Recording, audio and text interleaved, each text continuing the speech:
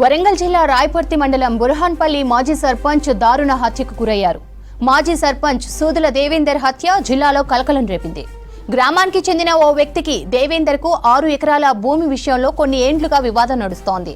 అయితే రాత్రి దేవేందర్ ను పక్కా ప్లాన్ తో హత్య చేశారని ఆరోపిస్తున్నారు గ్రామస్తులు. సమాచారం అందుకున్న పోలీసులు డాగ్ స్క్వాడ్ క్లూస్ టీంతో ఆధారాలు సేకరిస్తున్నారు. వరంగల్ జిల్లా రాయపర్తి మండలం బుర్హాన్పల్లి మాజీ సర్పంచ్ దారుణ హత్యకు గురయ్యారు.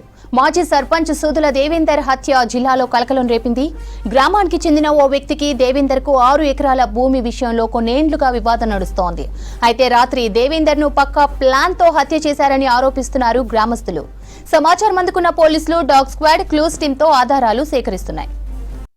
అని ఏం పాపం చేయలేదయ్యా, మంచోడు, చక్కని మనిషి.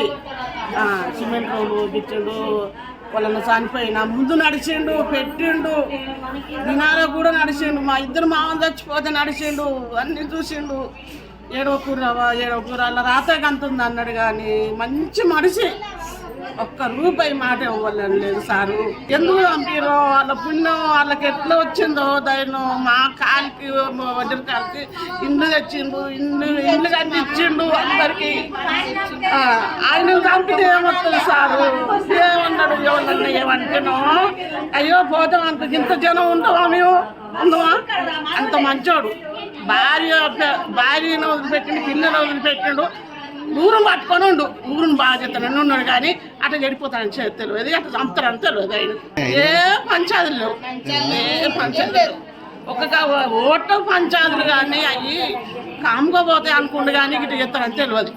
ఆయన ఒక్కడే ఇక్కడనే ఉంటాడు, ఊరు నుంచి పెట్టి పోతలేడు. నేను మళ్ళీ ఎలక్షన్లో సుతుంటానన్నాడు. సరే నువ్వే ఉండాలా బిడ్డ అన్నావు.